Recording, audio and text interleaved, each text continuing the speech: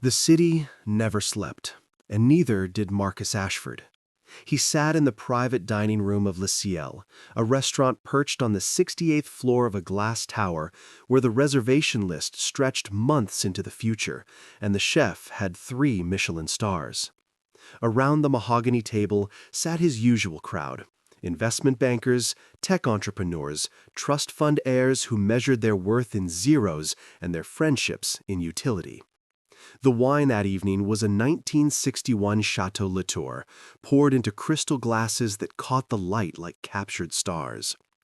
Marcus swirled his glass lazily, watching the deep red liquid coat the sides. The conversation had turned, as it often did after the 3rd bottle, to matters of conquest. Not business this time, but romance, though the men at the table treated both with the same cold calculation. Jeremy Caldwell, who had made his fortune in cryptocurrency before he turned 30, leaned back in his chair with a satisfied smirk. He had just finished recounting his latest breakup, timed perfectly to avoid Valentine's Day expenses. The table erupted in laughter. Marcus remained quiet, his expression carefully neutral. He had mastered the art of appearing engaged while his mind wandered elsewhere. These gatherings had become tiresome, but they served a purpose. Connections, opportunities. The machinery of wealth required constant maintenance. It was Richard Pemberton who noticed Marcus's silence. Pemberton, whose family money dated back 5 generations and who had never worked a day in his life, pointed across the table with his glass. "You are awfully quiet tonight, Ashford. Not like you to pass up a chance to remind us of your latest acquisition, whether it is a company or a woman." Marcus met his gaze with cool indifference. "Perhaps I have grown bored with easy victories." The table went quiet for a moment, then someone laughed. Pemberton leaned forward, his eyes glinting with the particular meanness that came from too much wine and too little purpose. "Bored? Or perhaps you have finally met your match, found a woman who saw through all that carefully practiced charm?" The others watched with interest. Marcus could feel the shift in energy, the way sharks sensed blood in the water. He should have let it go, should have turned the conversation elsewhere. But pride was a curious thing, and his had been pricked. "I doubt such a woman exists," Marcus said quietly. "Love, as you all seem to define it, is merely a transaction. People trade comfort for security, attraction for status. There is no mystery to it, no magic, just basic human nature dressed up in poetry and promises." Jeremy laughed. "That is rather cynical, even for you." Marcus shrugged. "I prefer to call it realistic. Show me a romance, and I will show you an exchange.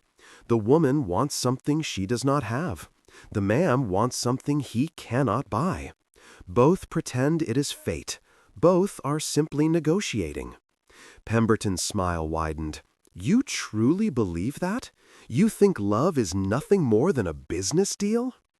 "I think most people confuse infatuation with love and call it destiny when their needs happen to align. Real love, the kind poets write about, is a fantasy sold to those who cannot afford a better option." The silence that followed was different now, calculating, dangerous. Pemberton glanced around the table, then back at Marcus. "Then let us test your theory, a bet, if you will. You claim any romance can be reduced to simple manipulation and mutual need. Prove it." Marcus raised an eyebrow. "I am listening." "Choose any woman. Make her fall in love with you. Then walk away before she can. Prove that this great emotional bond people obsess over can be manufactured and discarded like any other commodity. If you succeed, I will personally fund your next acquisition. $50 million, no questions asked." The number was significant, even to Marcus.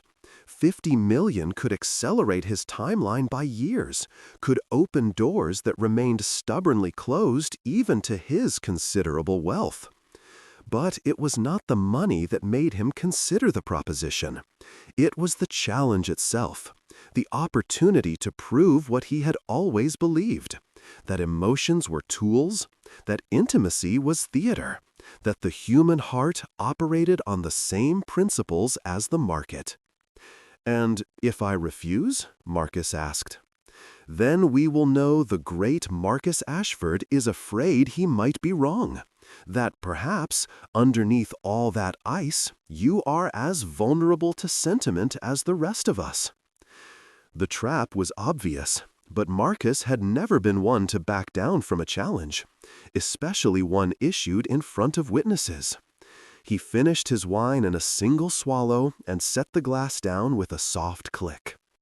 "Very well, but I choose the target.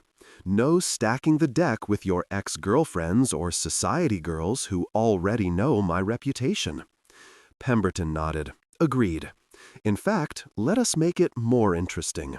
Choose someone ordinary. Someone who has no reason to be impressed by money or status. Someone who lives in the real world, as they say. If you can make a simple, genuine person fall for you, then your theory holds. But Marcus, she must truly care for you, not your wealth, not your connections, you." Marcus considered this. It was a variation that made the bet more difficult, but also more definitive. If he could make someone who had no use for his advantages fall in love with him, it would prove his point beyond question. "How will you judge success?" Marcus asked. "Simple. She must tell you she loves you. And you must have evidence, a recording, a message, witnesses, something that proves genuine feeling. Then you walk away, and she never learns the truth. Clean break." The cruelty of it gave Marcus pause for only a moment. He reminded himself that this was an experiment, a demonstration of principle. The subject would recover. People always did. Heartbreak was not fatal, merely uncomfortable. A lesson in reality. "1 month," Marcus said. "If I cannot accomplish it in 30 days, I concede." Pemberton extended his hand across the table. 1 month. $50 million. Do we have a deal?" Marcus shook his hand, sealing the wager that would change his life in ways he could not begin to imagine. The following morning brought rain, the kind of steady downpour that turned the city streets into rivers of gray. Marcus normally would have spent the day in his office, watching the weather through floor-to-ceiling windows while he worked through contracts and projections. Instead, he found himself driving through neighborhoods he rarely visited, looking for the right location to begin his experiment. He needed somewhere authentic, somewhere people went for reasons other than status or spectacle. The challenge was to find someone genuinely unimpressed by wealth, which meant avoiding anywhere his usual crowd frequented. After an hour of searching, he found himself in a working-class neighborhood on the east side, where the buildings were older and the streets narrower, where laundromats and convenience stores outnumbered boutiques and cafes. That was where he saw it. Helen's Diner. The sign was old, the paint faded, but through the rain-streaked windows, he could see it was busy with the lunch crowd. People in work clothes, construction workers and office staff, nurses still wearing their scrubs. This was perfect, anonymous, ordinary, real. He parked across the street and sat for a moment, studying the place. Through the window, he could see a young woman working behind the counter. She moved with efficient grace, pouring coffee and delivering plates with the ease of long practice. Her dark hair was pulled back in a simple ponytail, and she wore a uniform that had seen better days. But what struck him, even from a distance, was the way she smiled at customers. Not the professional smile of someone working for tips, but something warmer, genuine. Marcus felt a small twinge of something he could not quite identify. Not guilt. He did not believe in guilt over games played with full deck. Perhaps it was simply the recognition that this woman, whoever she was, had no idea that her life was about to become complicated, that she would become the unwitting subject of an experiment designed to prove the emptiness of the very emotions she likely believed in. He pushed the feeling aside and stepped out into the rain. The diner smelled like coffee and bacon grease, warm and unpretentious. A bell chimed as Marcus entered, and several customers glanced up briefly before returning to their meals. He chose a booth near the window, slid onto the cracked vinyl seat, and picked up a laminated menu that offered breakfast served all day and burgers for $6. The young woman from behind the counter appeared at his table within moments, pulling a notepad from her apron pocket. Up close, Marcus could see she was younger than he had first thought, perhaps mid-20s. Her eyes were hazel, flecked with gold, and they met his directly, without the deference he usually encountered. "What can I get you?" she asked. Her voice was pleasant, friendly without being overfamiliar. Marcus glanced at the menu, keenly aware that he had eaten at some of the finest restaurants in the world and was about to order from a place that likely bought its ingredients from a wholesale supplier. But this was part of the experiment. Adaptation. Integration. "Coffee, please. Black. And the eggs and toast." She wrote it down without comment. "Anything else?" "Your name," Marcus said, allowing a slight smile, "just so I know who to thank for the service." She met his eyes again, and he saw a flicker of something. Not interest exactly, more like assessment. She had been hit on before, he realized, many times. And she had developed defenses. "Sarah," she said simply, "I will have your coffee right out." She walked away before he could continue the conversation, a clear boundary established. Marcus watched her go, noting the way other customers greeted her familiarly, the way she remembered how they took their coffee without asking. She was competent, well-liked, and completely uninterested in his attempt at charm. Good, he thought. This would be more interesting if she presented a challenge. Over the next week, Marcus became a regular at Helen's Diner. He came for breakfast most mornings, arriving early when the place was full of workers starting their shifts. He sat in the same booth, ordered the same meal, and slowly began to establish a pattern that allowed Sarah to grow accustomed to his presence. He was careful not to push. No excessive flirtation, no obvious displays of wealth. He drove a modest rental car instead of his usual Mercedes. He wore jeans and simple button-down shirts, nothing with visible designer labels. He paid in cash and tipped exactly 20%, generous but not absurdly so. He needed to appear normal, accessible, someone who belonged in this world. Sarah remained polite but distant. She poured his coffee, delivered his food, cleared his plates, all with professional efficiency and that same warm smile she gave everyone. Marcus found himself studying her interactions with other customers, noting how she remembered details about their lives, asked about their children, their jobs, their problems. She possessed something he had rarely encountered in his circles, genuine interest in other people. On the 8th day, Marcus brought a book with him. Nothing pretentious, just a thriller he had grabbed from the drugstore display. He read while he ate, and when Sarah came to refill his coffee, she glanced at the cover. "Any good?" she asked. It was the first personal question she had directed at him, and Marcus recognized it as an opening. "Entertaining enough for a morning read. Do you like mysteries?" Sarah shrugged, her expression neutral. "I do not get much time to read. Between work and my classes, most of my free time is spent sleeping." "Classes?" Marcus kept his tone casually interested, not pushy. "Community college, nursing program. 2 more years if I can keep up with tuition payments." She delivered this information matter-of-factly, without self-pity or pride, just stating the reality of her life. Marcus felt that strange twinge again, stronger this time. She was working double shifts at a diner to pay for an education that would allow her to spend the rest of her life working more double shifts, taking care of others. The economics of her existence were brutal, and yet she smiled at strangers and asked about their days. "That is admirable," Marcus said, and was surprised to find he meant it. Sarah gave him a look that suggested she had heard that before, and did not place much value in admiration from strangers. "It is what it is. Will that be all for now?" "Actually," Marcus said, making a decision, "I notice the lunch rush gets pretty intense. If you ever need someone to bus tables or wash dishes, I have some free time." Sarah blinked, clearly caught off guard. "You want to work here?" "Not officially, just helping out.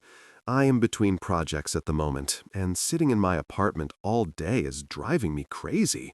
I am good with my hands. I do not mind hard work." It was a calculated risk, but Marcus sensed that inserting himself into her daily life would accelerate the process. Besides, there was a poetry to it.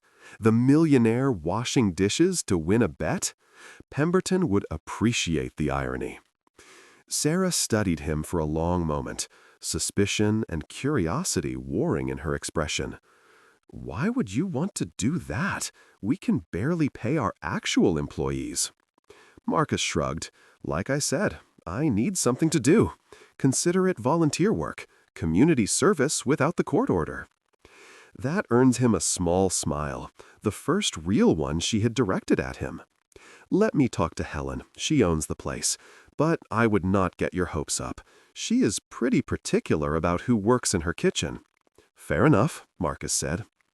But Sarah did come back 20 minutes later with Helen herself, a woman in her 60s with steel gray hair and eyes that missed nothing. Helen looked Marcus up and down like she was evaluating livestock. "Sarah says you want to work for free," Helen said flatly. "Why?"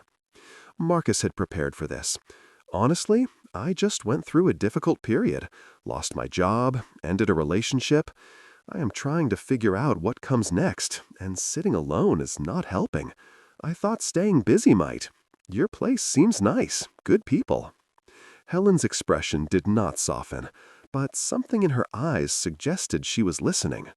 "What kind of work did you do before?" "IT consulting," Marcus lied smoothly, "mostly contract work." "The market is tight right now. Can you show up on time?" "Yes, ma'am." "Can you take direction without attitude?" "Yes, ma'am." "Can you handle a lunch rush without falling apart?" "I can try." Helen looked at Sarah, who gave a small shrug that suggested she had no objection. Helen sighed. "Fine. Trial basis. You work 3 hours during lunch, 5 days a week. You break something expensive, you are out. You make the customers uncomfortable, you are out. You hit on my staff, you are definitely out. Understood?" "Understood," Marcus said. "Good. You start tomorrow, 11 o'clock. Do not be late." She walked away, and Marcus found himself alone with Sarah again. The young woman was looking at him with an expression he could not quite read. "You do not have to do this," she said quietly. "I know Helen comes across harsh, but she has been burned before. People say they want to help and then do not show up." "I will show up," Marcus said.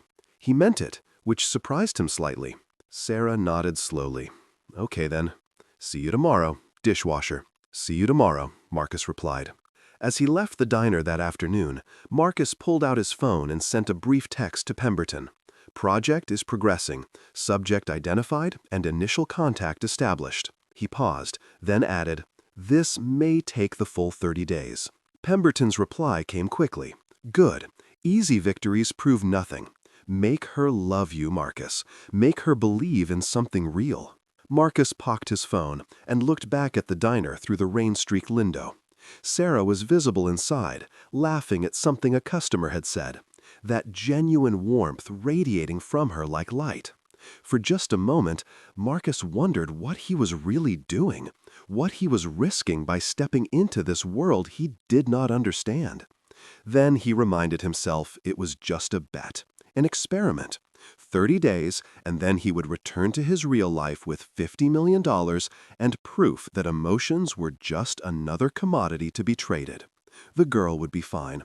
Everyone recovered from heartbreak eventually. He got in his car and drove back toward his own neighborhood, where the buildings were taller and the restaurants served wine that cost more than Sarah made in a month. He had a bet to win, and Marcus Ashford never lost. Marcus arrived at Helen's diner at exactly 11 o'clock the next morning, wearing old jeans and a t-shirt he had bought specifically for this purpose. Helen looked him over with her sharp eyes, nodded once, and pointed toward the kitchen.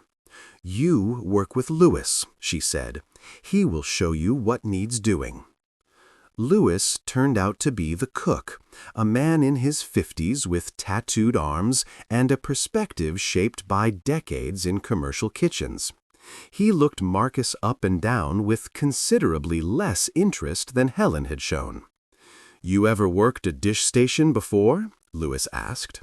"No," Marcus admitted. "Then stay out of my way until you figure it out. Lunch starts in 20 minutes, and I do not have time to babysit." The next 3 hours were unlike anything Marcus had experienced. The lunch rush at Helen's diner was organized chaos, a constant stream of orders and dirty dishes that never seemed to end. Marcus stood at the industrial sink, scrubbing plates and cups and silverware, loading racks into the ancient dishwasher, and trying to keep up with the pace. His hands grew red from the hot water. His back ached from standing. His shirt was soaked with sweat and dishwater within the first hour. Sarah passed through the kitchen constantly, calling out orders, picking up plates, moving with the grace that came from years of practice. She barely glanced at him during those first hours, too focused on her own work to notice his struggles.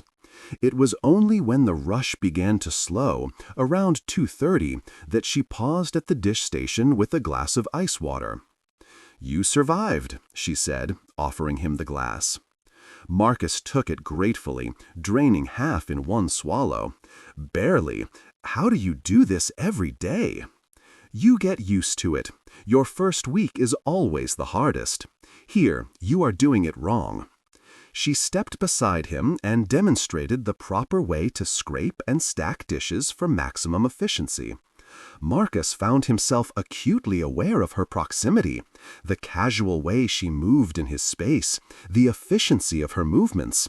She smelled like coffee and something floral, probably a cheap shampoo, but pleasant. "Thanks," he said when she finished. "I appreciate the help." Sarah shrugged. "We all help each other here. That is how this place works. No one succeeds alone." It was such a simple philosophy, but Marcus recognized how foreign it was to his usual world, where success was measured by how much you could take, not how much you could give. Over the following weeks, Marcus settled into a routine he had never imagined for himself. Every day at 11, he arrived at the diner and worked through the lunch rush. His hands grew calloused. His back grew stronger. He learned the rhythm of the kitchen, learned to anticipate Louise's needs, learned the shortcuts and tricks that made the work manageable. And slowly, carefully, he got to know Sarah. It started with small conversations during the brief lulls between orders. He learned she was 26, had grown up in this neighborhood, had been working at Helen's since she was 18. She lived in a small apartment 3 blocks away with 2 roommates, both also students. Her father had passed away when she was 12. Her mother worked nights at the hospital. She had a younger brother in his first year of college, and she sent him money when she could. Marcus, in turn, constructed a careful fiction. He told her he was 32, which was true. He said he had worked in technology, which was technically not a lie, since he owned several tech companies. He claimed his recent unemployment was due to company downsizing, which was more plausible than admitting he had never been unemployed a day in his life. He rented a modest apartment in a neighborhood that bordered hers, close enough to be believable, but far enough that they would not accidentally cross paths outside the diner. The lies came easily. But what surprised Marcus was how much truth he found himself mixing in. When Sarah asked about his family, he told her about his distant relationship with his parents, wealthy people who had valued achievement over affection. When she asked about past relationships, he admitted he had never been in love, though he did not mention it was because he considered love a myth. And when she asked what he wanted from life, he found himself pausing longer than he should have, uncertain how to answer. "What about you?" he asked instead. "What do you want?" Sarah smiled, but it was wistful rather than happy. "I want to finish school, become a nurse, help people who need it most. Maybe work in a clinic in this neighborhood, give back to the community that raised me." No dreams of wealth or fame, traveling the world? She laughed. Sure, those would be nice, but they are not what matters. What matters is having enough to be comfortable, having work that means something, and having people who care about you. The rest is just noise. Marcus found himself thinking about that conversation long after his shift ended. In his world, everything was about accumulation, more money, more power, more possessions.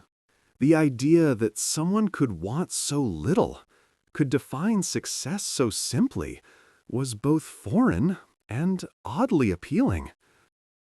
By the third week, something had shifted between them. Sarah no longer treated him with professional distance.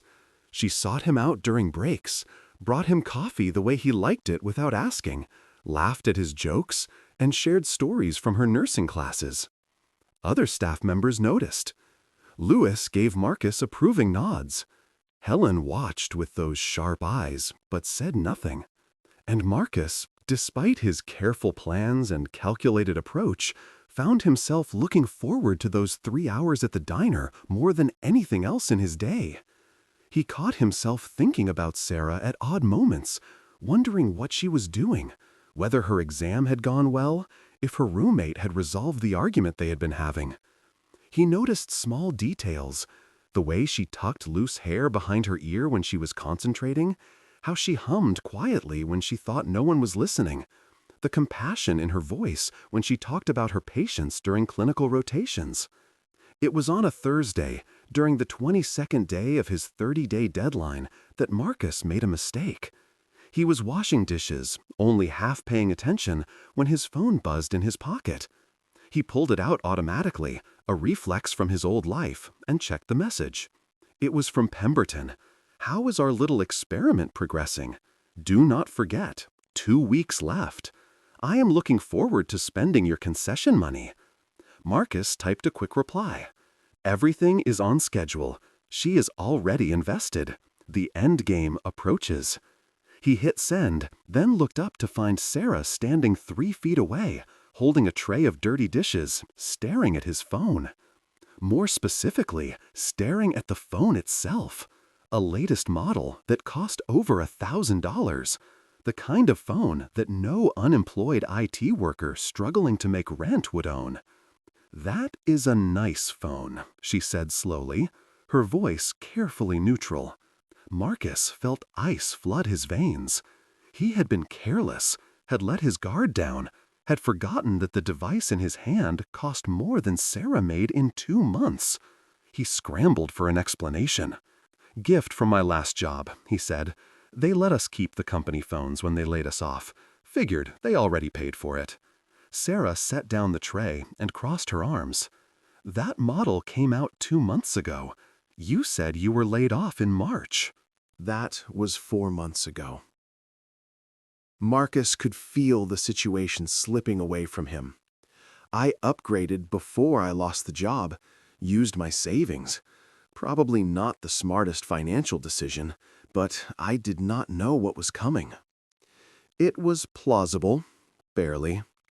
Sarah studied him for a long moment, and Marcus could see her weighing his words, looking for cracks in the story. Finally, she nodded, but the ease between them had fractured.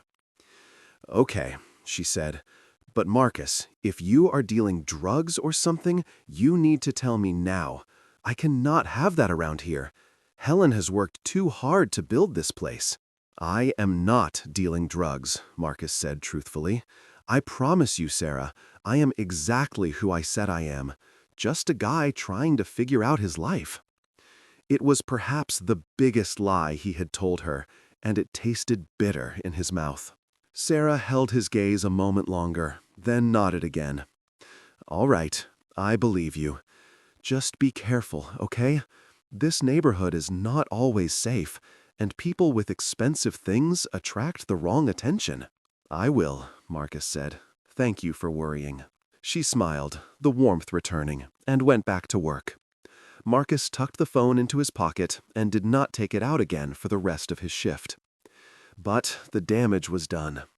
He had been reminded, in the most visceral way, that he was living a lie, that every conversation, every laugh, every moment of connection was built on deception. That evening, alone in his actual apartment overlooking the river, Marcus poured himself a whiskey and stood at the window. Below him, the city sparkled with light, a monument to wealth and power and everything he had spent his life accumulating. Somewhere out there, in a modest apartment she shared with roommates, Sarah was probably studying for an exam or sleeping before an early shift. Two worlds, existing in the same city, but separated by an invisible wall. His phone buzzed. Another message from Pemberton. 8 days left, Ashford. Are you having doubts? Marcus stared at the message for a long time before responding. No doubts. The project will conclude as planned. But as he sent the message, Marcus wondered who he was really trying to convince. The next morning, Marcus made a decision. He had 8 days left to win the bet, which meant he needed to accelerate the relationship. No more careful distance, no more slow progress. It was time to make Sarah fall in love with him. He arrived at the diner that morning before his usual time and asked Helen if he could speak with her privately. In her cramped office at the back, surrounded by invoices and schedules, Marcus made his pitch. I know this is presumptuous, but I would like to take Sarah to dinner, somewhere nice, to thank her for being patient with me these past few weeks while I learned the job. Helen leaned back in her chair, her expression unreadable. You interested in Sarah? I think she is remarkable, Marcus said, which was true. I would like to get to know her better, outside of work, if she is interested. Sarah has been hurt before, Helen said quietly. Boy from the neighborhood, promised her everything, then left her for someone with more money and fewer responsibilities. She does not trust easily anymore. I understand, Marcus said. I am not looking to hurt anyone. I just want to take her to dinner. Helen studied him with those sharp eyes for what felt like an eternity. Finally, she nodded. You can ask her. But Marcus, if you hurt that girl, I will make sure you regret it. Not because I will do anything illegal, but because people in this neighborhood look after their own. You understand? Yes, ma'am, Marcus said. He found Sarah restocking supplies in the storage room. She looked up as he entered, smiled that warm smile that had become so familiar. Can I ask you something? Marcus said. Of course. Would you have dinner with me, tomorrow night, somewhere nicer than this, no offense to Helen? Sarah's smile faltered slightly. Like a date? Like a date, Marcus confirmed. She looked down at the box of coffee filters in her hands, and Marcus could see her thinking, weighing, considering.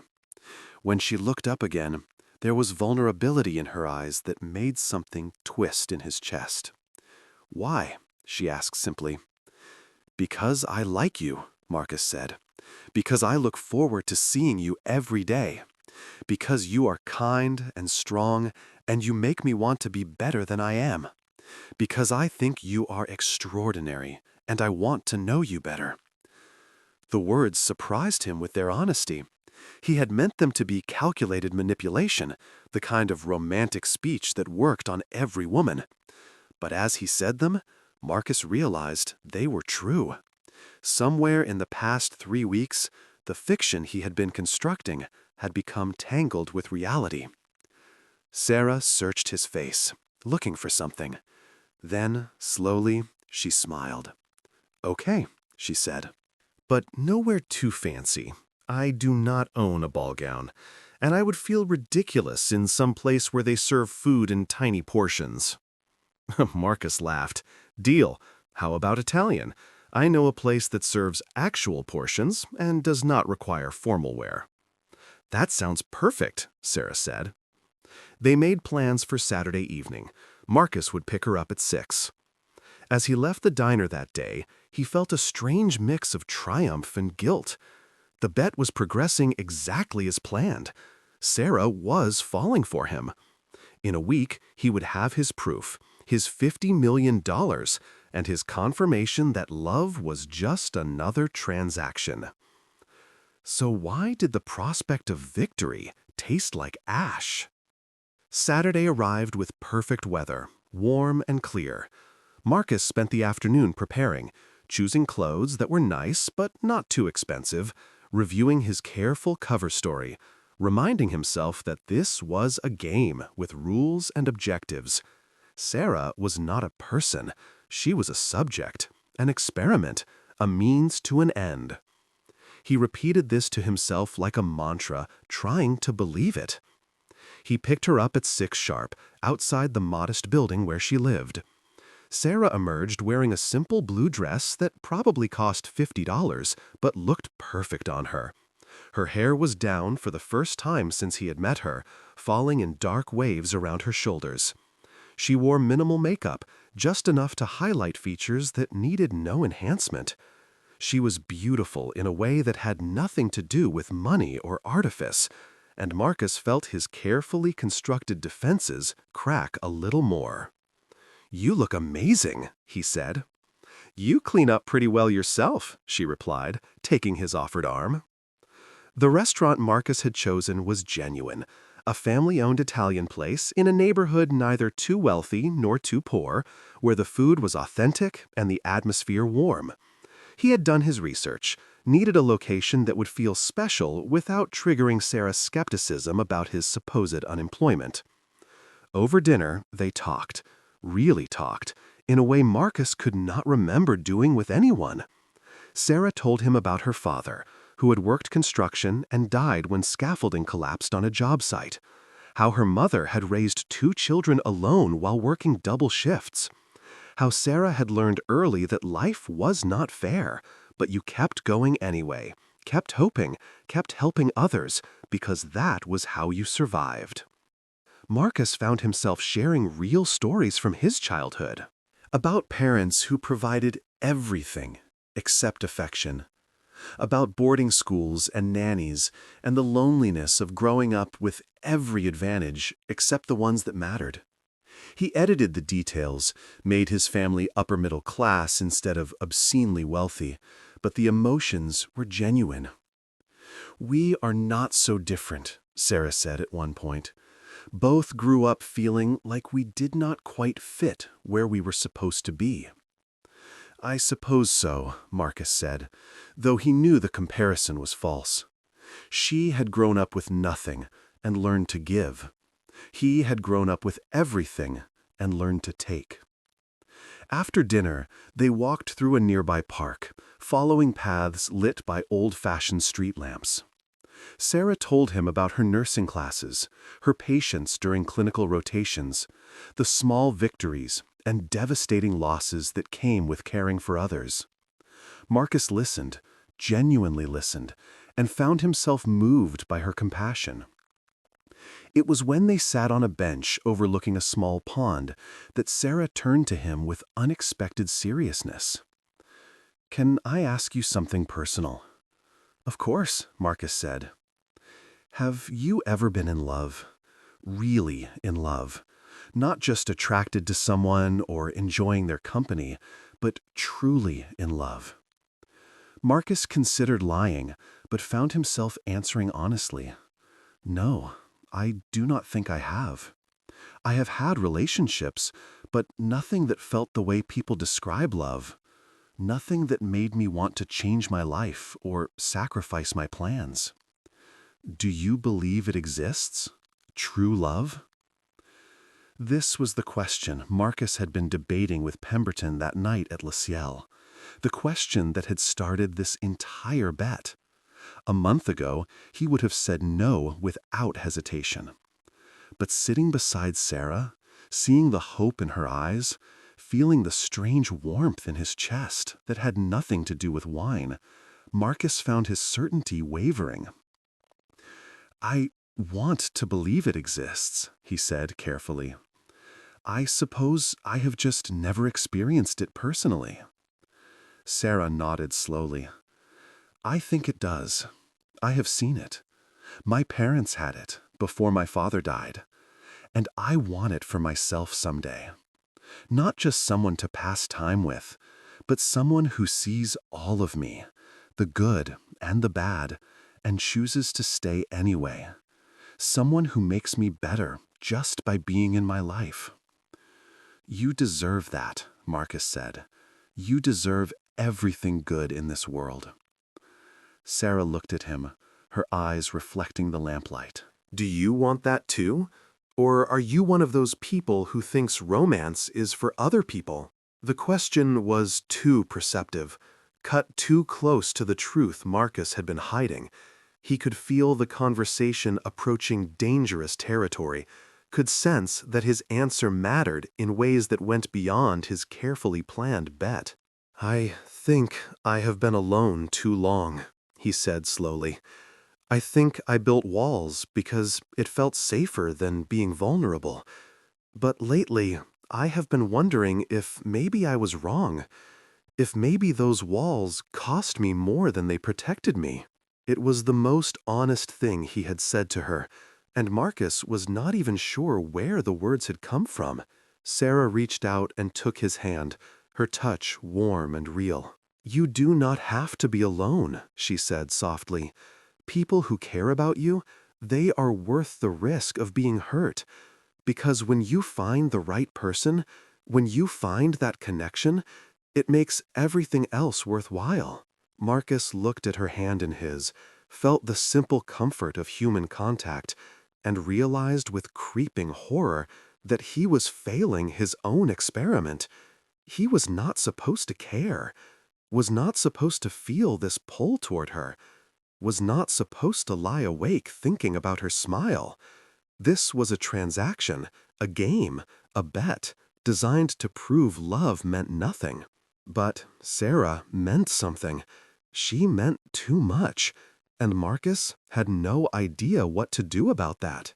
He drove her home shortly after, both of them quiet but comfortable in the silence. At her door, Sarah turned to face him, her expression soft in the porch light.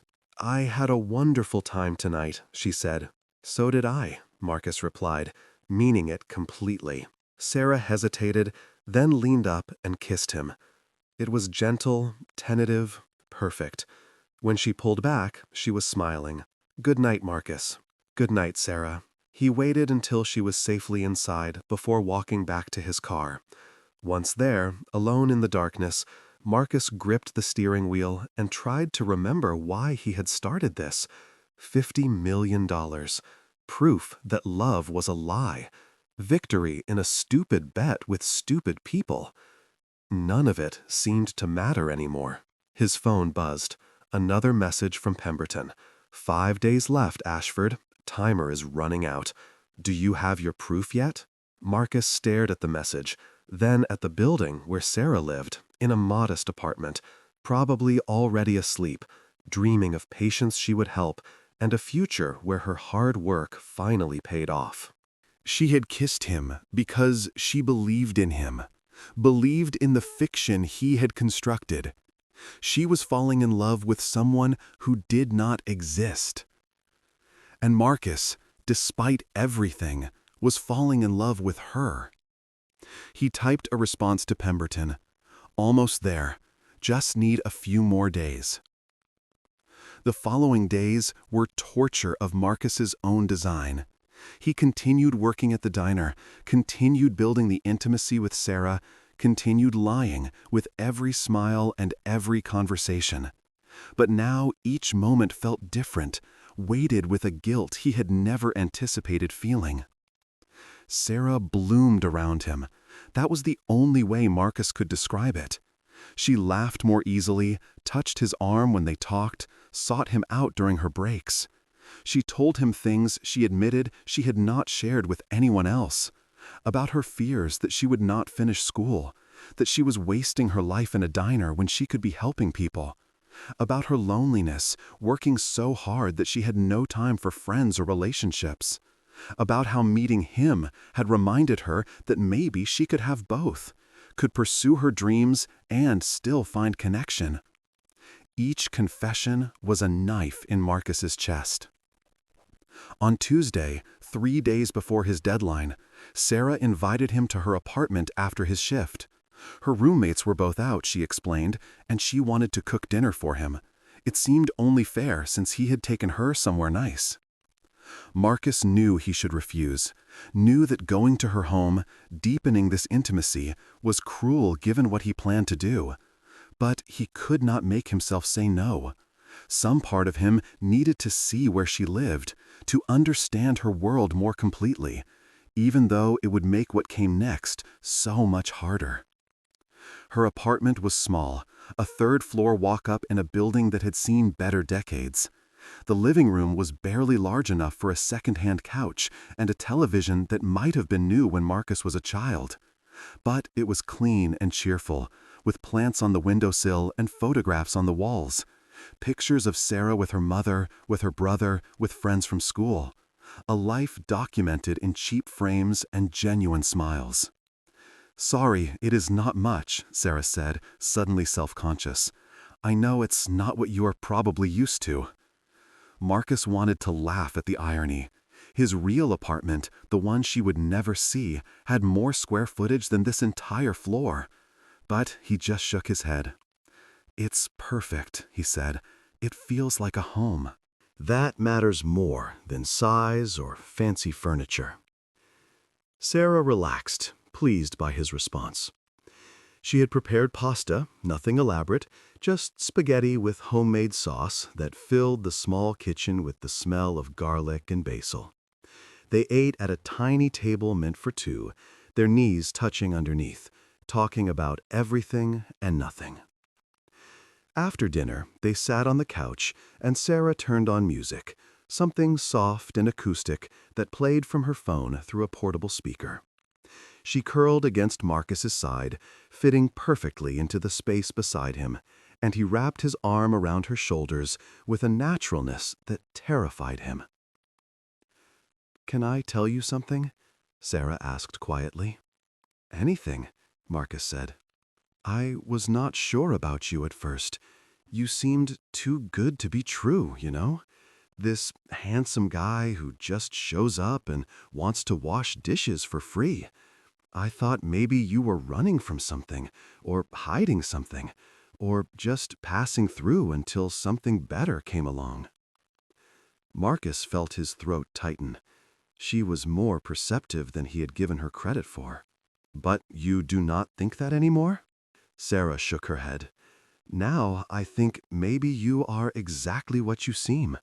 Someone who lost his way for a while and is trying to find it again. Someone who is kind and genuine and not afraid to work hard.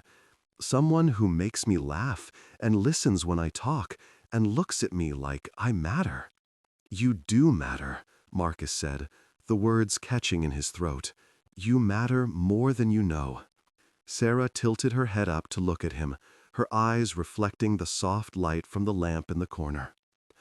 "I am falling for you, Marcus. I know it is fast. I know we have only known each other a few weeks, but I feel something real with you, something I have not felt before. And I just wanted you to know that. No expectations, no pressure, just the truth."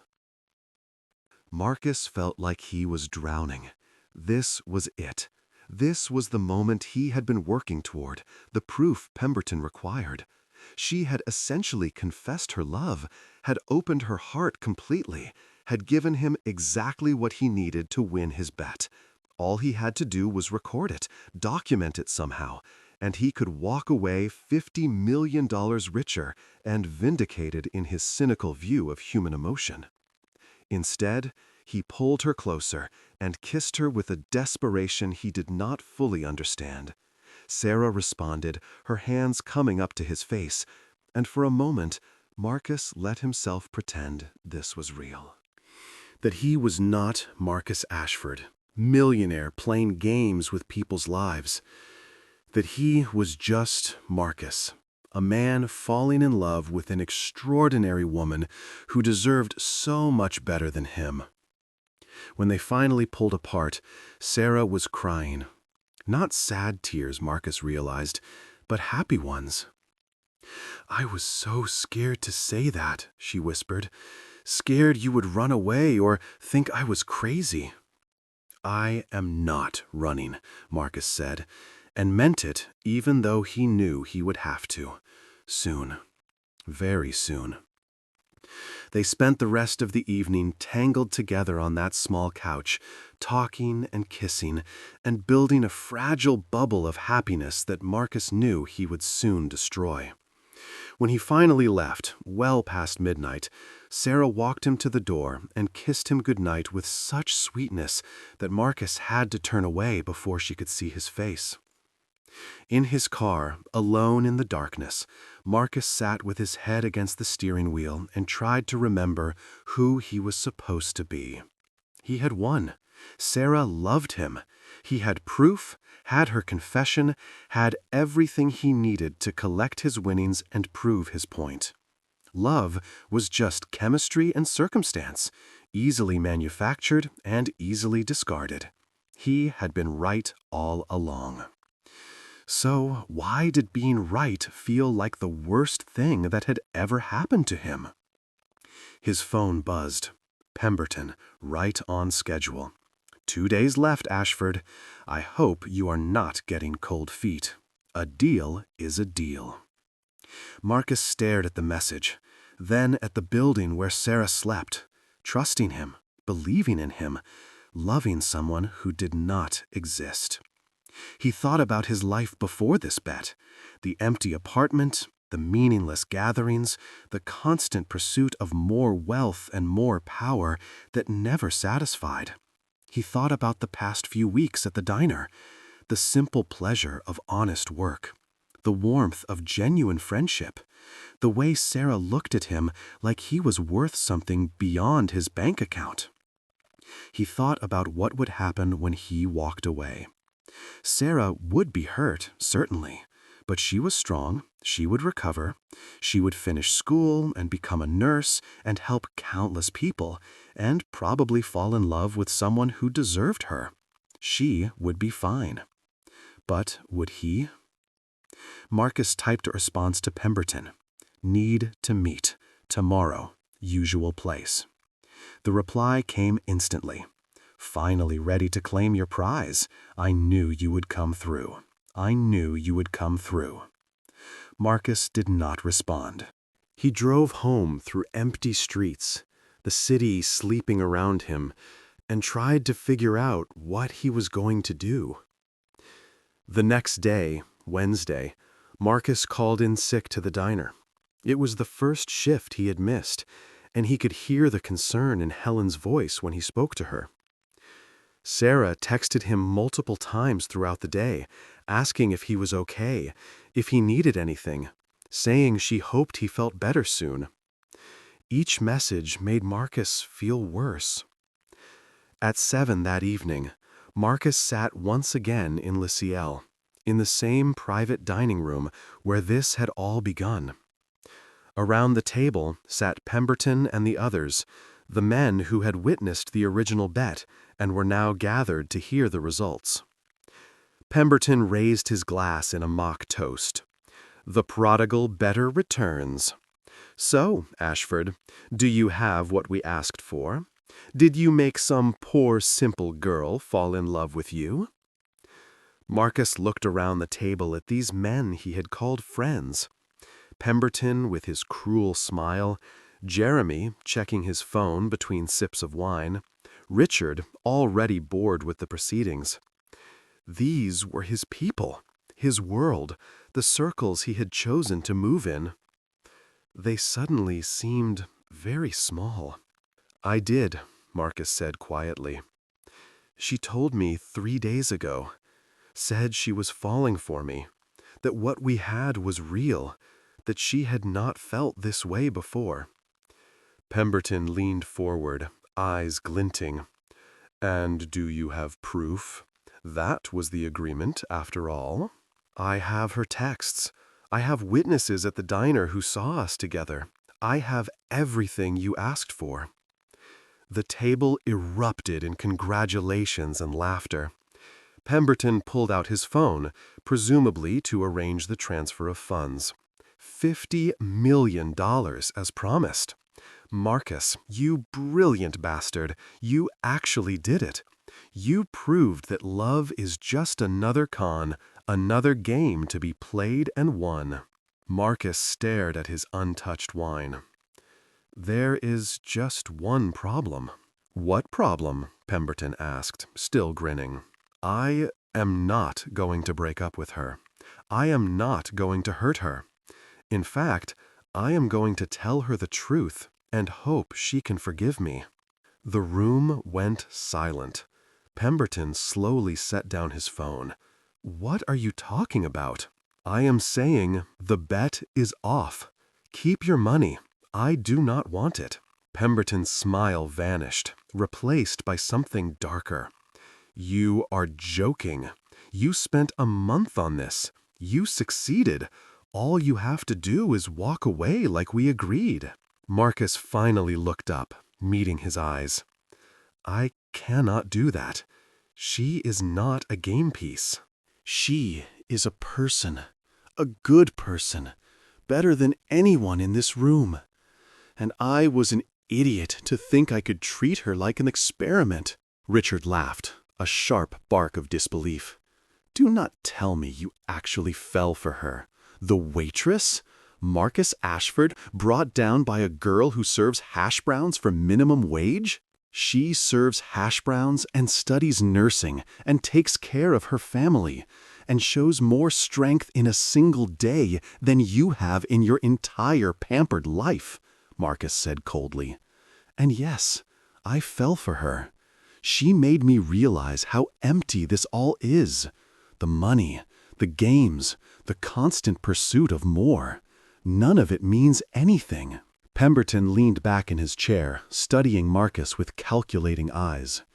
"You realize what you are throwing away? Not just the 50 million, but your reputation, your place in these circles. We will tell everyone that Marcus Ashford went soft, that he let sentiment ruin a sure thing." "Then tell them," Marcus said, standing up. "Tell everyone. I do not care anymore. I would rather have her respect, even if I do not deserve it, than your approval." He walked toward the door, then paused and looked back at the table. "You know what the saddest part is? I started this bet believing I was proving something about love, that it was fake, that it could be manufactured, that emotions were just transactions. And I did prove something, just not what I expected." "What did you prove?" Pemberton asked. "That I was wrong. That real connection, real caring, it matters more than anything else. And that I have been wasting my life pretending it does not." Marcus left without waiting for a response. Behind him, he could hear angry voices, accusations of weakness and betrayal. He did not care. For the first time in years, possibly in his entire life, Marcus Ashford was doing something because it was right, not because it was profitable. Now he just had to figure out how to tell Sarah the truth without destroying everything. Thursday morning, Marcus did not go to the diner. He could not face Sarah yet, not until he had decided how to handle this. He spent the day in his real apartment, the one she had never seen, surrounded by expensive furniture and meaningless achievements, trying to find the words that would make this forgivable. There were no such words. He knew that. He had lied to her from the very beginning, had used her for a bet, had manipulated her emotions for his own purposes. The fact that he had changed his mind, that he had actually fallen in love with her, did not erase what he had done. If anything, it made it worse. He had no excuse of pure sociopathy. He had known better and done it anyway. Sarah called him that afternoon. Marcus stared at her name on his phone screen for 3 rings before answering. "Hey," her voice was worried. "Are you okay? You did not come in today, and you are not answering my texts. I am getting concerned." "I am fine," Marcus said, the lie tasting like poison. "Just still feeling under the weather. Do you need anything? I could bring you soup after my shift. I know you live pretty far, but I do not mind." "No," Marcus said quickly. "No, do not do that. I will be fine. I just need to rest." There was a pause on the other end. "Marcus, are you sure everything is okay? You sound strange." Marcus closed his eyes. "Everything is not okay, Sarah. I need to talk to you. Can you meet me tomorrow? There is something I have to tell you." Another pause, longer this time. "You are scaring me. What is going on?" "Nothing bad," Marcus lied. "I just need to talk to you face to face, please?" "Okay," Sarah said slowly. "I get off at 3 tomorrow. We could meet at the park where we walked after dinner?" "That is perfect. 3 o'clock at the park. Sarah, I am sorry for everything." "Marcus, you are really freaking me out. Just tell me what is wrong." "Tomorrow," Marcus said. "I promise I will explain everything tomorrow." He hung up before she could press further, before he could hear the hurt and confusion in her voice anymore. Then he sat in his expensive apartment and tried to figure out how to confess the unforgivable. Friday arrived gray and overcast, the sky threatening rain. Marcus barely slept, had spent the night rehearsing different versions of his confession, trying to find an approach that would minimize the damage. But there was no good way to say, "I pretended to care about you for a bet with my rich friends, but then I actually fell in love with you, so it is okay now." It was not okay. It would never be okay. Marcus arrived at the park early, sitting on the same bench where Sarah had asked him about love less than a week ago. It felt like a lifetime. He was wearing his real clothes now, the expensive ones, having decided that he at least owed her the truth about everything. No more costumes, no more lies, just the truth, however brutal. Sarah arrived exactly at 3, wearing her diner uniform, having come straight from work. She sat beside him, her face etched with concern. "Okay, I am here. Please tell me what is going on. Did someone die? Are you sick? Are you moving away?" Marcus took a deep breath. "I have not been honest with you, Sarah, about who I am, about why I came to the diner, about everything. And I need to tell you the truth, even though it is going to hurt you and you are going to hate me." Sarah's expression shifted to confusion. "What are you talking about?"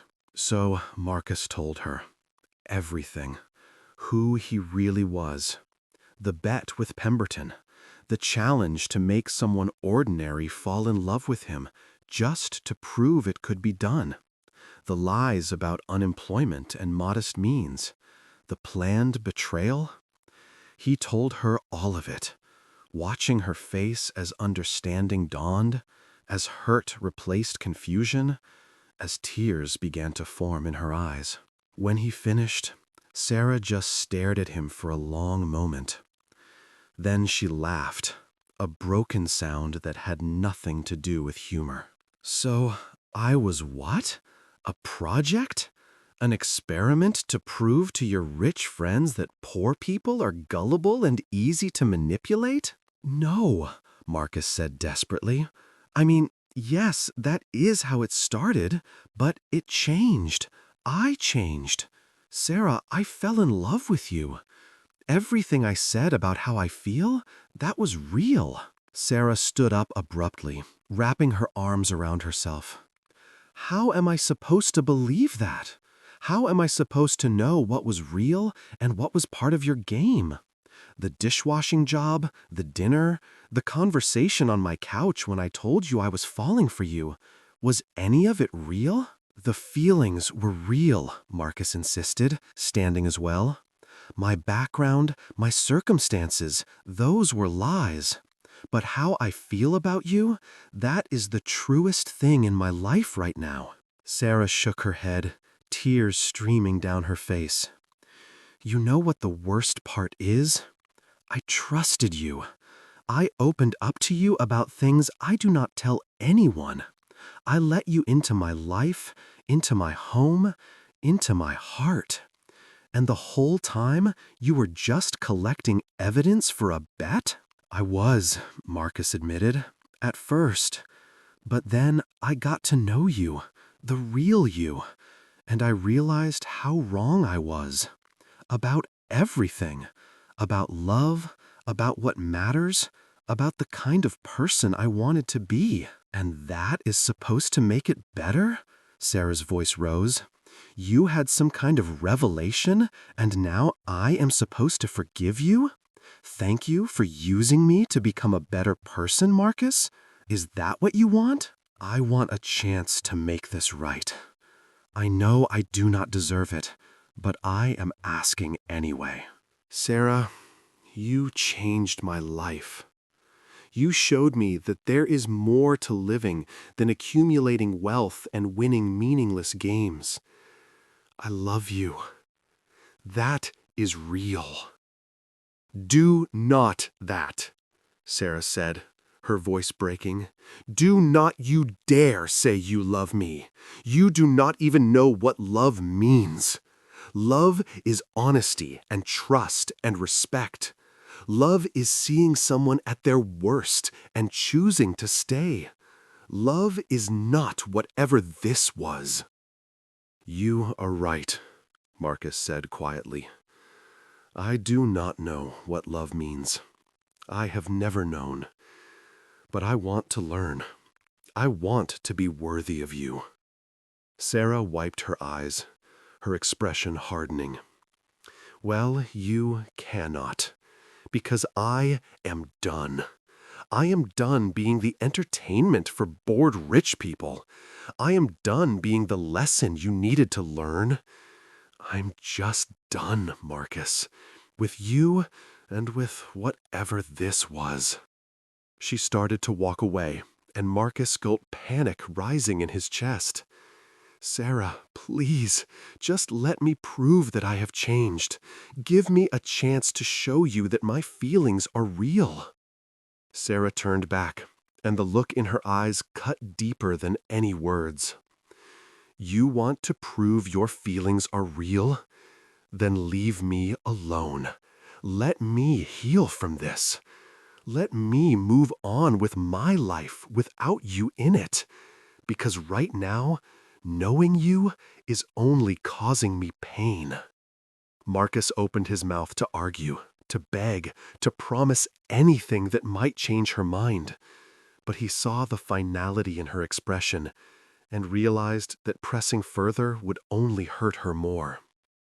If he truly cared about Sarah, if his love was real and not just another form of selfishness, then he had to respect what she was asking, even if it destroyed him. Okay, he said softly. Okay, I will leave you alone. But Sarah, please know that I am sorry. Sorrier than I have ever been about anything in my life. You deserved so much better than what I gave you. Yes, Sarah said simply. I did. She walked away, and this time Marcus did not follow. He sat back down on the bench and watched her disappear into the gray afternoon, taking with her any hope he had of redemption. Above him, the sky finally opened up, rain pouring down in sheets.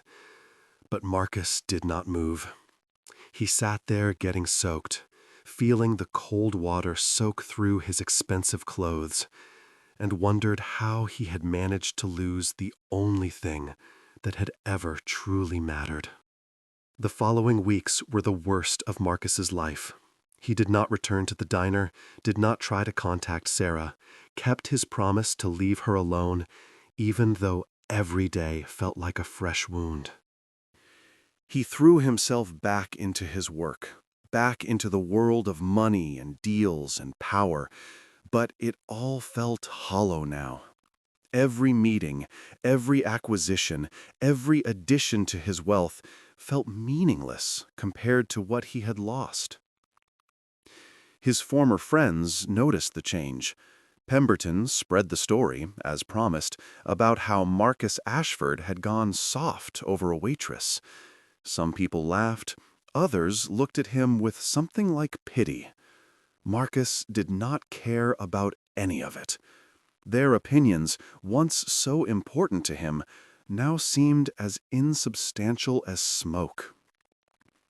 He sold his apartment and moved to a smaller place, something that felt less like a monument to excess.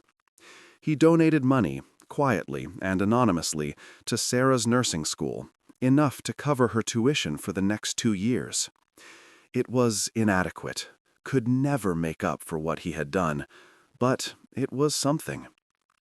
He established a scholarship fund for students from her neighborhood, ensuring that others would have opportunities that did not require working themselves to exhaustion.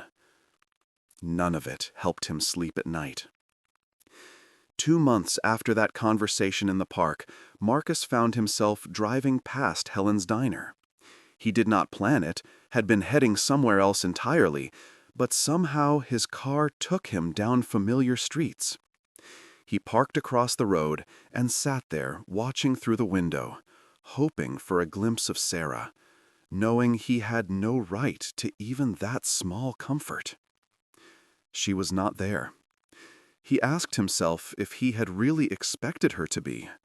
Helen was behind the counter, though, and Louis was visible in the kitchen.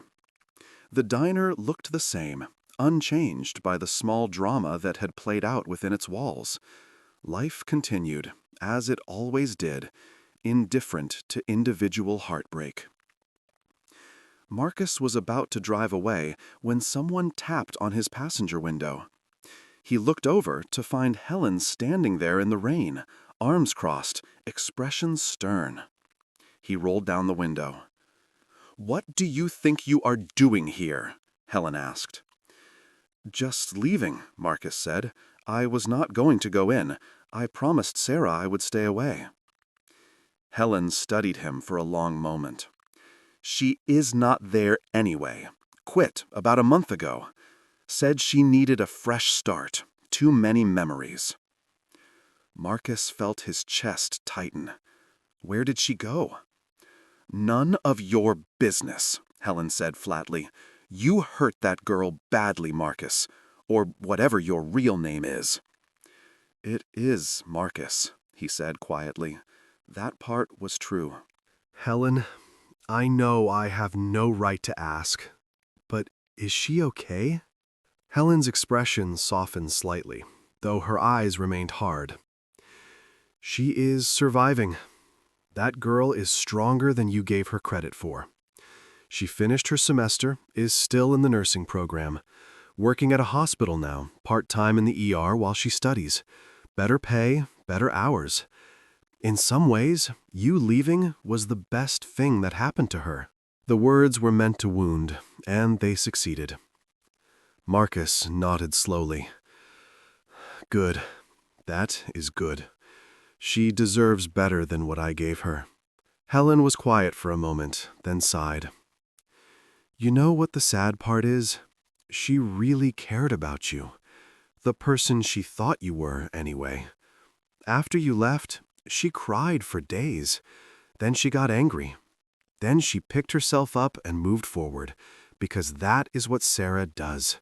She does not let the world break her, even when it tries. "I never wanted to break her," Marcus said, his voice rough.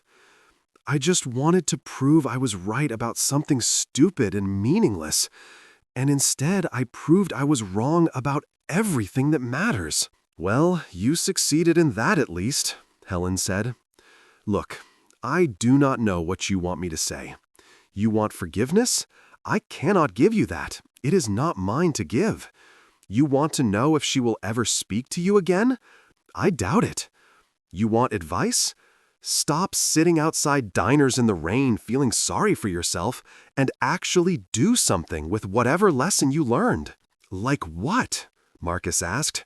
"How do I make this right when she will not let me near her?" "You do not make it right," Helen said sharply. "You live with what you did, and you become a better person because of it. Not for her, not to win her back, but because it is the right thing to do. You change how you treat people. You stop playing games with their lives. You use all that money and power you have for something other than your own amusement. That is how you honor what she taught you, even if she never knows you did it." Marcus looked at her. This woman who had seen through him from the beginning, who had warned him not to hurt Sarah, and who he had hurt anyway. "She is right to hate me." "She does not hate you," Helen said, and there was something like sympathy in her voice now. "That is part of what hurt her so badly. She wanted to hate you, wanted to be angry and move on, but she just felt sad. Sad that the person she was falling for did not really exist. Sad that she had been so wrong about you." "Sarah does not hate easily. It is not in her nature. But I think she hates what you represented. The idea that someone could be so careless with another person's heart." "Tell her I am sorry," Marcus said. "If you see her, if she will listen, please tell her I am sorry and that she was right about everything." "Tell her yourself," Helen said. "But not now. Not for a long time. Maybe not ever. Right now, the best thing you can do for Sarah is exactly what she asked. Leave her alone. Let her heal. If you really care about her, you will respect that." "I do care about her," Marcus said. "I know you do not believe me, but I do." Helen shrugged. "Maybe you do. Maybe you learned something. But caring is not enough, Marcus. Love is not just a feeling. It is action. It is choice. It is showing up every day and putting someone else's needs ahead of your own wants. Can you do that?" "I do not know," Marcus admitted. "I have never tried." "Then maybe you should start," Helen said. "Not with Sarah. That ship has sailed. But with the next person, the next opportunity, the next choice you face. Be better. That is all any of us can do." She walked away, back toward the diner, leaving Marcus sitting in his car in the rain. He watched her disappear inside, watched the warm light spilling from the windows, and realized she was right. He could not fix what he had broken with Sarah. Some things, once shattered, could not be repaired no matter how much he wished otherwise. But he could be different going forward, could take the lessons she had taught him and actually apply them, could stop treating people like game pieces and start treating them like human beings worthy of respect and honesty. It would not bring Sarah back, nothing would, but it might make her sacrifice, her pain, mean something beyond his own education in empathy. Marcus started his car and drove away from the diner, away from the last physical connection to the woman who had changed his life. As he drove through the rain-slicked streets, he made himself a promise. He would be better. Not for redemption, not for forgiveness, but because it was the right thing to do. 6 months passed. Marcus kept his promise to himself and to Sarah.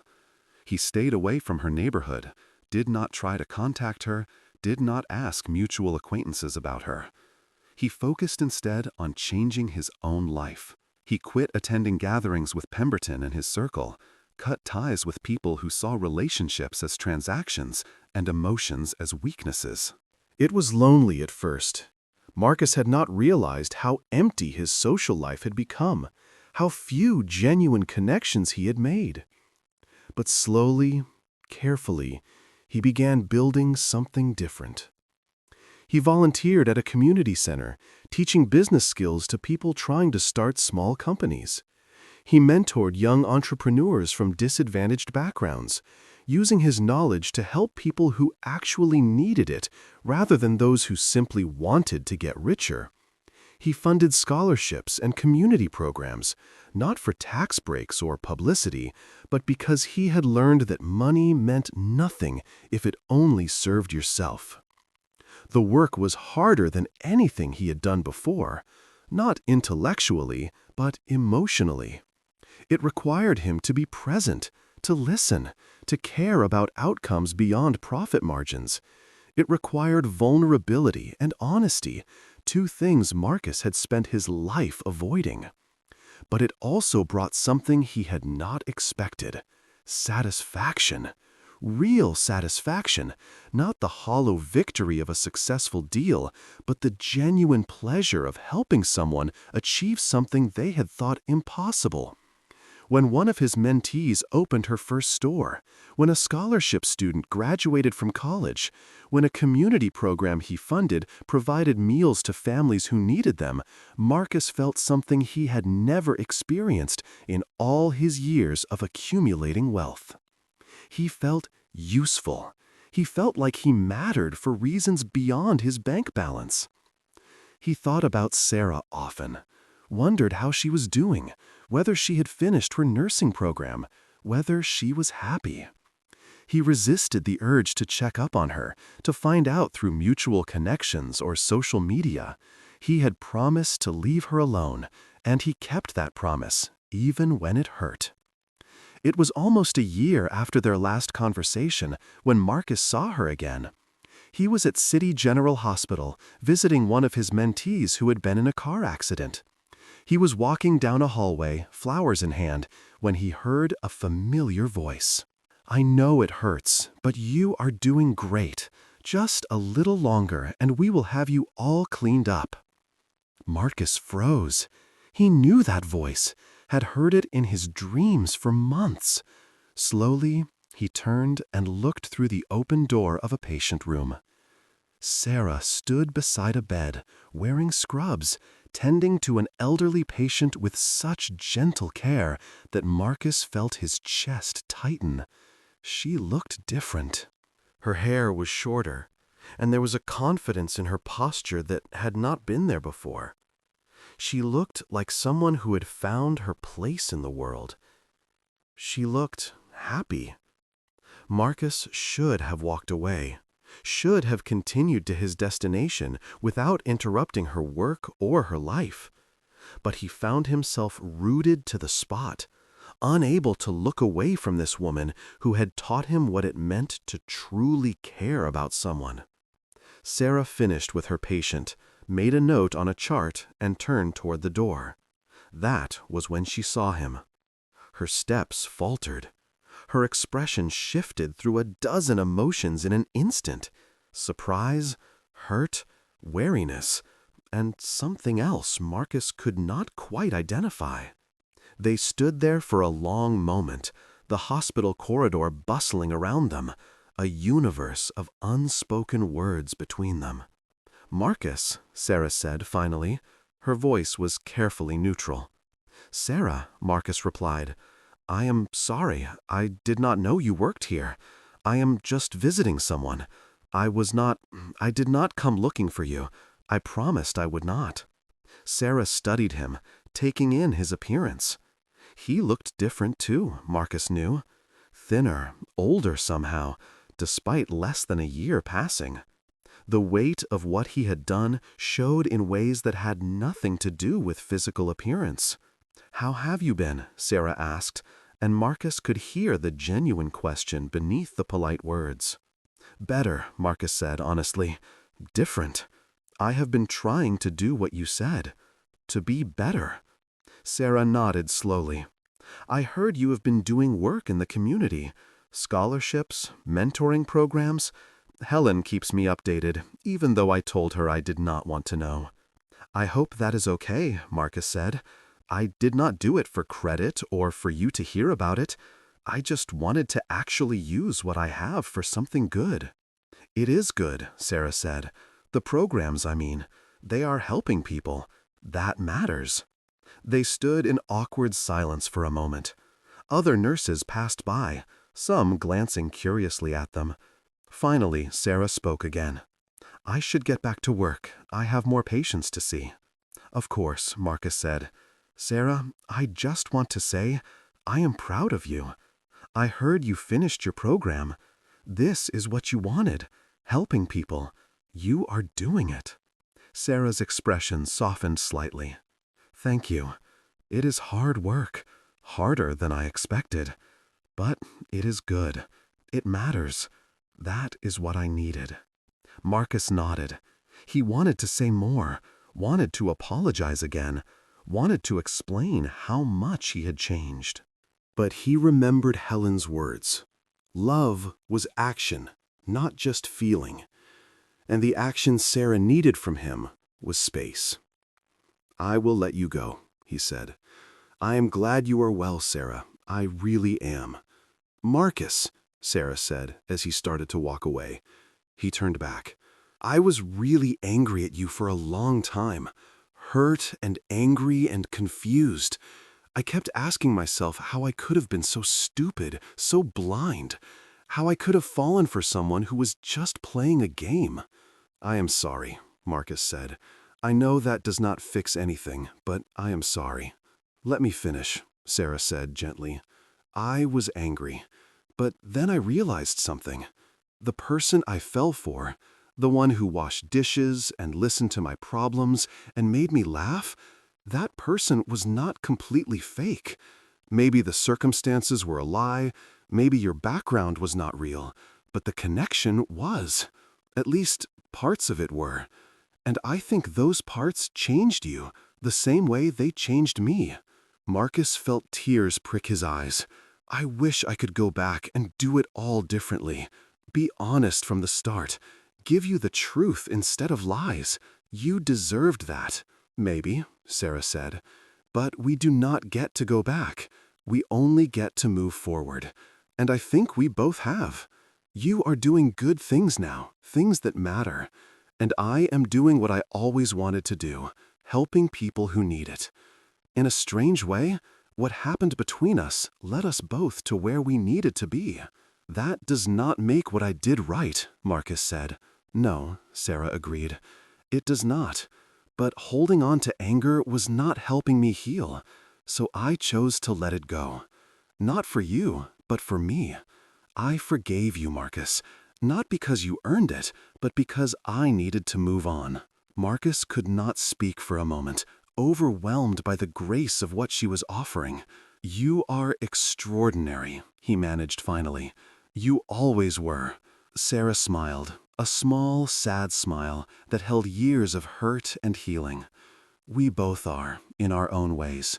We just needed to learn that. Take care of yourself, Marcus." "You too, Sarah." She walked away down the corridor, back to her patience and her calling and the life she had built from the ashes of what he had destroyed. Marcus watched her go, and for the first time since that day in the park, he felt something other than guilt and regret. He felt peace. Not because he had been forgiven, though that mattered more than he could express, but because Sarah had been right. They had both moved forward, both learned. Both become better versions of themselves because of the pain they had caused and endured. Marcus continued to his mentee's room, delivered the flowers, spent an hour talking about recovery and resilience and not giving up when life knocked you down. As he left the hospital that evening, he looked back at the building where Sarah worked, where she spent her days caring for others with the same compassion she had shown a broken man who had not deserved it. He would probably never see her again. Their paths had crossed, diverged, and would likely never realign. But Sarah would always be part of his life in the ways that mattered. She had shown him what it meant to truly care about another person, had taught him that love was not weakness, but the greatest strength, had proven that genuine connection, even born from deception, could transform lives.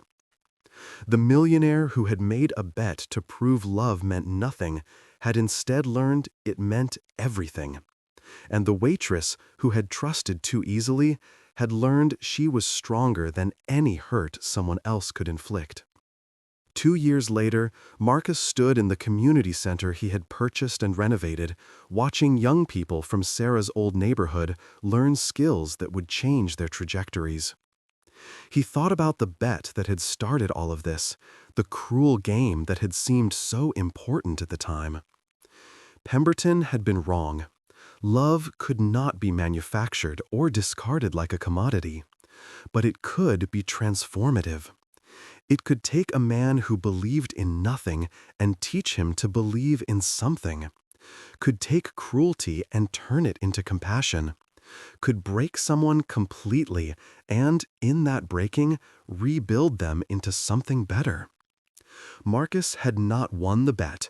He had lost it spectacularly. But in losing, he had gained something far more valuable than $50 million. He had gained a purpose, a reason to be better, an understanding of what actually mattered in this brief existence. He had learned what it meant to love someone, even if she would never be his, even if she had moved on to build a beautiful life that did not include him. The love remained, transformed into action and choice and daily decisions to be worthy of what she had tried to teach him. Across the city, Sarah finished her shift at the hospital, exhausted but fulfilled. She thought sometimes about Marcus, about the man he had been and the man he had become. She did not regret forgiving him. Anger had been exhausting, had taken energy she needed for healing and growing and becoming who she was meant to be. She dated occasionally now, carefully and with clear boundaries. She had learned to trust again, though more cautiously than before. The right person would come along eventually, someone who valued honesty and kindness, someone who saw her for who she truly was from the very beginning. And if they did not, that was okay too. Sarah had learned she did not need someone else to complete her. She was whole on her own, doing work that mattered, helping people who needed it, making a difference in small ways that accumulated into something significant. Sometimes late at night, before sleep, she wondered if Marcus thought about her, if he remembered the small diner where they had met, the conversations over cheap coffee, the moment she had told him she was falling for him. She wondered if he had truly changed or if it had all been another performance. But mostly, Sarah focused on moving forward, on her patience and her studies and her own continued growth. The past had shaped her, but it did not define her. She was more than the girl who had been used for a bet. She was a nurse, a daughter, a friend, a woman who had been broken and had chosen to heal stronger. In the end, the millionaire and the waitress had both gotten what they needed, though not what they had wanted. He had learned that love was real and precious and not to be treated carelessly.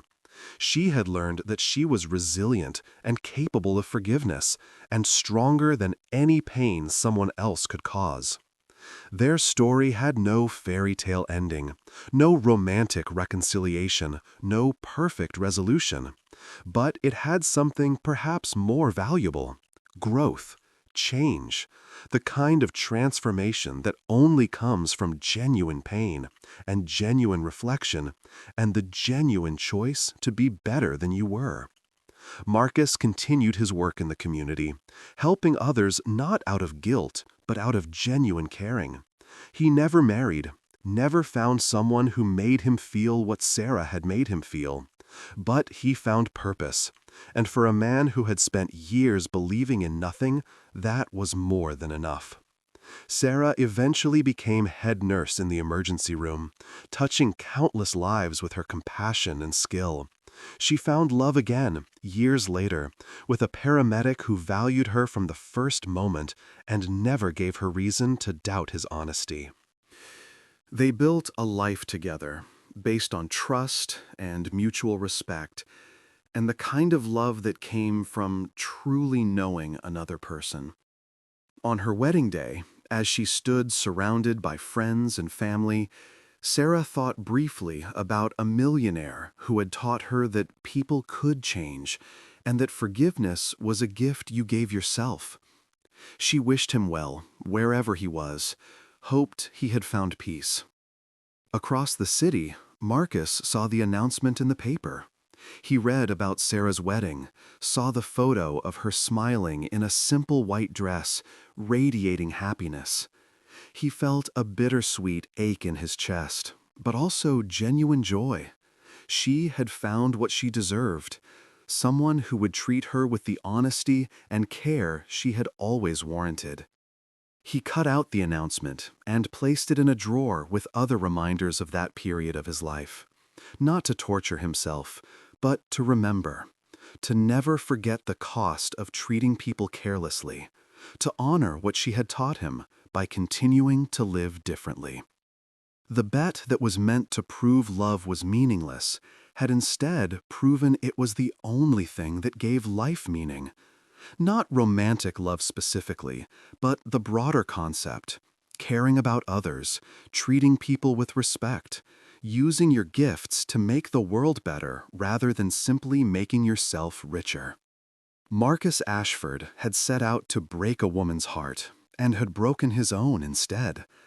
But from that breaking, both he and Sarah had built something stronger, not together, as he might have once hoped, but separately, each carrying forward the lessons learned from a brief connection that had changed everything. And perhaps that was the real ending. Not everyone you love is meant to stay in your life forever. Sometimes people come into our existence to teach us something essential, to show us who we could become, to break us open so we can rebuild ourselves better. Sarah had been that person for Marcus, and in a strange way, Marcus had been that person for Sarah. The millionaire had made a bet to break her heart. Instead, he had fallen in love and learned what it meant to be human. And the waitress he had tried to use had shown him grace and forgiveness and moved on to build a beautiful life. In the end, they had both won something far more valuable than any wager. They had won themselves back, better and wiser than before. And sometimes, that is the only happy ending that really matters.